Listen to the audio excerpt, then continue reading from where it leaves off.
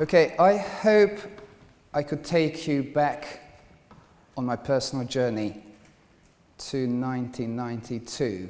It was 8th of May, and I was coming out of my school. I was just celebrating the fact that I was going to join the business school a few months later. And I was talking to my friends about the dinner arrangement that evening, and I saw my father outside the school in the car waiting for me. Now bear in mind, we live in the town centre and the school is 200 yards down the road. So obviously it alarmed me. The war in Bosnia and Croatia had just started a month prior to that. So at the age of 18, I was contemplating my next steps. And as my friends saw me entering my dad's car and saying, see you in a couple of hours, I was thinking, something isn't right here. My father took me to our house. It was the entire family that I'd never seen in the same house in such huge numbers, and a little bag that was waiting for me to escort me to the airport. I got to the airport, and I got the fear of my life. The airport was full of military, scary men with Kalashnikovs patrolling around and looking for anybody above the age of 18 to be arrested and sent to the front line. So somehow I get to the border crossing, I'm about to board the plane, and two huge soldiers, about 6'7", say to me, "Sir, how old are you?" I said, "I'm 16. Okay, could we see your ID?" I said, "I haven't got one." "What do you mean you haven't got one? We had one when we were 16. You must have one." "No, sorry, I haven't got one." Okay, well, the other one said, let's strip search him. And in the moment, and bear in mind that in my inside pockets, there was my passport and my ID stating clearly that I just turned 18 and I was supposed to join the army and go to the front line. And in those moments, as I was almost losing the hope and having the fear of my life, what's going to happen to me next, my great uncle shouted from a good 20 yards behind these guys at the other side and said, "Just leave him alone, he's one of ours." And the guys just looked at each other and off I went. I got to Belgrade, then I got to Heathrow, and then that fear continued because what was I doing in England? Why was I coming when the war was breaking out in the former Yugoslavia? What was my intention here? So I said, my grandfather just passed away, and I'm here to study English, and then I'm going to go back and continue and start my business school. 7 hours of interrogation, back and forth. The Serbian translator somehow got through. I didn't realize at the time that that fear, that moment that could have really decided my life at that particular time really was the time when I embraced my fears. And that really made my life and my purpose in life very different to the life that's run and controlled by fears. Fears of failure, fears of rejection, any kind of fears that often and ultimately really paralyze us as human beings. And then we are here today, and one of my big passions and big missions, as Sean said, was to help, nurture, develop, and empower creatives who are, in a sort of funny kind of way, fearful of every little thing that they face in today's society and in their endeavors to become very successful creatives, very successful artists. My take on that is that excuses, as far as I'm concerned, aren't allowed. The artists we work with come up with all sorts of excuses why they shouldn't learn business. But to be successful in any business or in any creative endeavor, you must learn the skills that you don't have, or you must employ people that possess these skills. Likewise with the audience and the fact that if you talk to ordinary people, they'll tell you that art and the art industry is very elitist. As far as I'm concerned, that's another excuse. That's not factually correct, because the art industry today is worth $160 billion. It's to hit 1 trillion by 2020. 80% of the sales and the value of that industry is for the works of art under the value of $5,000. It's very affordable and it's very accessible. And there are many ways in which the wider audience, as well as the creatives, can embark on a journey together. And that is a very, very important goal and objective of ours, and the company that I've set up and the vision that I've got for the future, is to create the bridge between the creators of this amazing creativity and the audience that connects with it, without necessarily having the gatekeepers of the industry making all the decisions how to go on about it. And how do we do that? We do that by running regular workshops on PR and marketing and social media, business planning, investment propositions, as well as the ways in which artists can connect with the audience out there, can connect and approach the professionals in the industry and the important players. This isn't a plight against the system. This is the plight that both the educational system and the industry at large, as well as the participants, beneficiaries, the audience out there, must get together.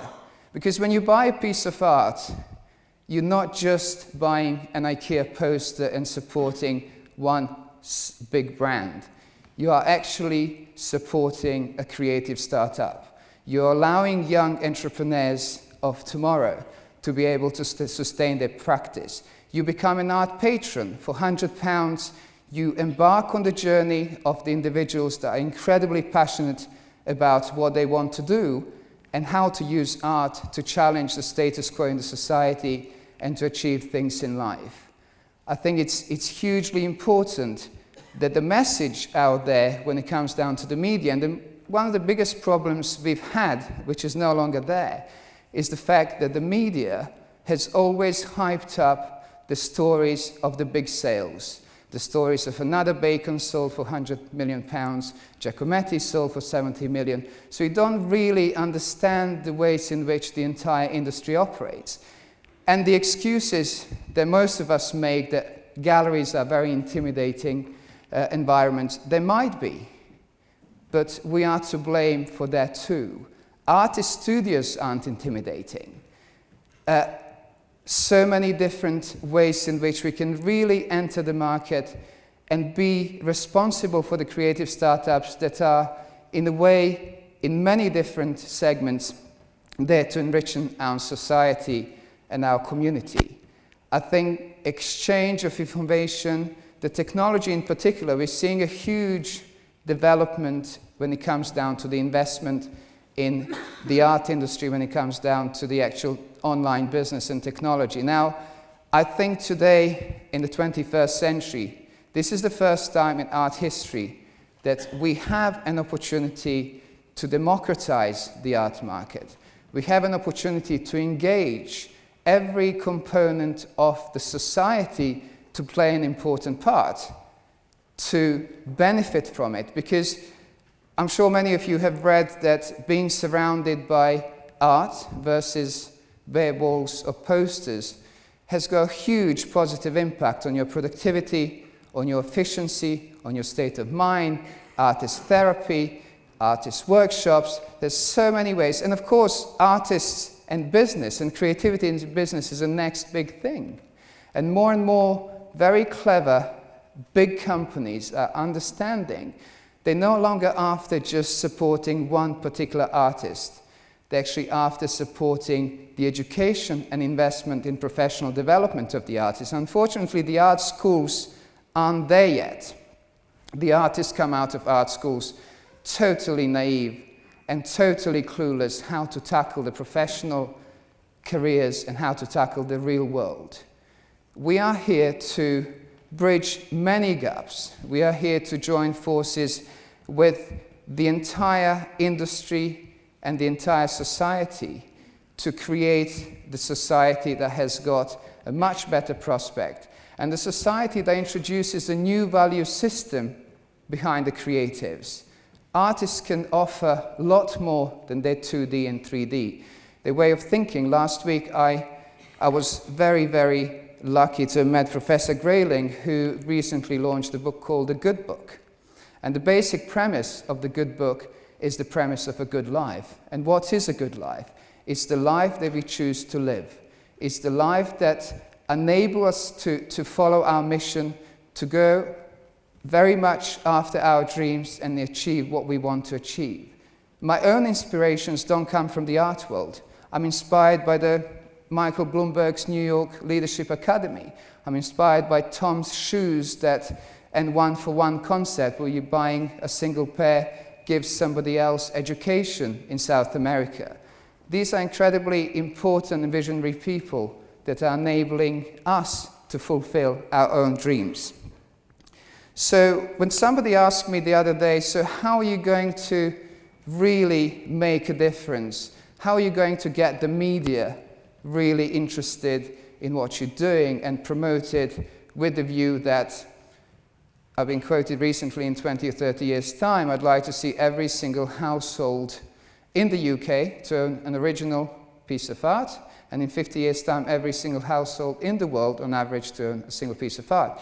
I said, well, I think we've got to look at what are the role models and where the role models are lacking.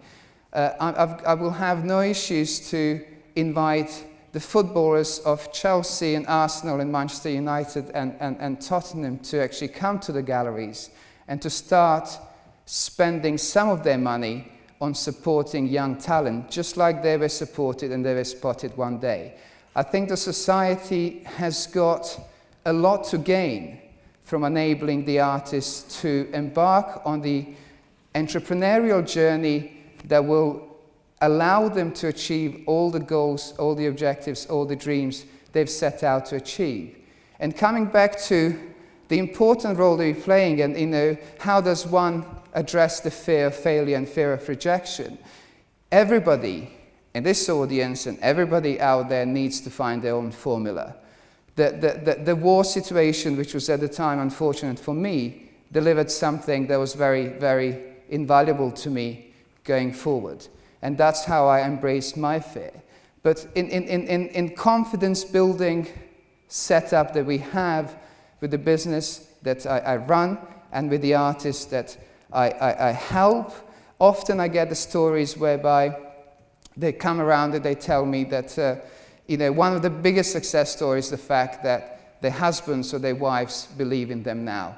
And there is a future behind what they're doing. So it's incredibly important that part of the overall society sort of development and improvement is to help bridge the gap between the business world and the artistic community, between the investment community and the artistic community, with the view of the total and utter joy and pleasure. And it's got to be fun. Collecting art is probably one of the best addictions you can have, because you get to meet some remarkable people for very little money. The perception that art is incredibly expensive is wrong. For 50 or 100 pounds or 500 pounds, you can pick up an amazing piece of art.